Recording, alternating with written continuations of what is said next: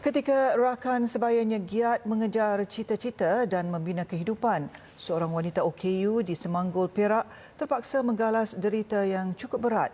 Bukan sahaja perlu menanggung kesakitan diri, dia kini menjadi benteng tunggal menjaga bapanya yang terlantar strok. Kehidupan mereka lebih sulit apabila terpaksa berteduh di bawah bumbung rumah yang menunggu masa untuk roboh. Lantai retak, bumbung bocor serta diancam anai-anai dan haiwan berbisa. Inilah hakikat kehidupan yang perlu ditelan Halimah Mat Khairuddin, 33 tahun, bersama bapanya, Mat Khairuddin Hashim, sejak pemergian tiang seri keluarga ibunya 2 tahun lalu. Dengan masalah ketidakupayaan intelek serta tangan yang masih belum sembuh akibat kemalangan, Halimah gagahkan jua jemarinya demi menguruskan bapa tersayang yang kini tidak lagi mampu bergerak. Rumah teruk tak berapa selesa lah. Bilik tu, ceiling tu bumbung. Dia selalu habuk banyak lah. Duduk atas katil tu tengok habuk banyak memang tak ada. Kadang bocor ada juga. Kalau hujan selalu bocor lah. Sebab ceiling pecah. Malam yang dingin kerap kali menjadi igawan ngeri. Selain limpahan air hujan dari siling yang pecah, Halimah terpaksa memberanikan diri keluar ke tandas di luar rumah.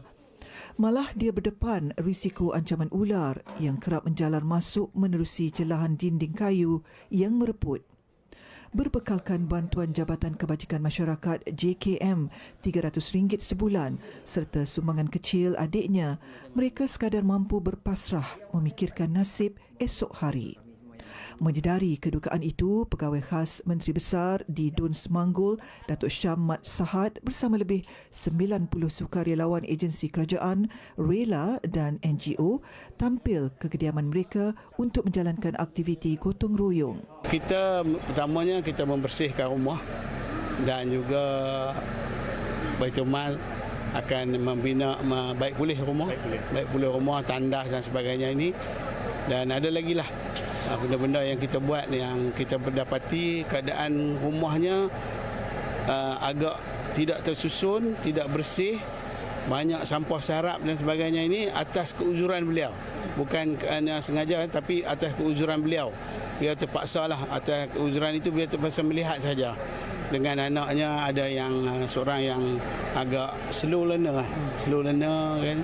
Jadi tak teruruslah keluarga ini. Sebab itu kita datang pada ini. Nasib Halimah dan bapanya turut mendapat perhatian Majlis Agama Islam dan Adat Melayu Perak MAIP yang meluluskan peruntukan untuk baik pulih rumah. Saya akan bawa kontraktor untuk nilai semula, tengok bahagian-bahagian rumah yang rosak, terutama kita nak sediakan bilik air yang kondusif yang boleh digunakan oleh Cik Khairuddin ni dan juga keluarga, dan juga bahagian-bahagian dapur yang retak dan sebagainya, lantai yang rosak.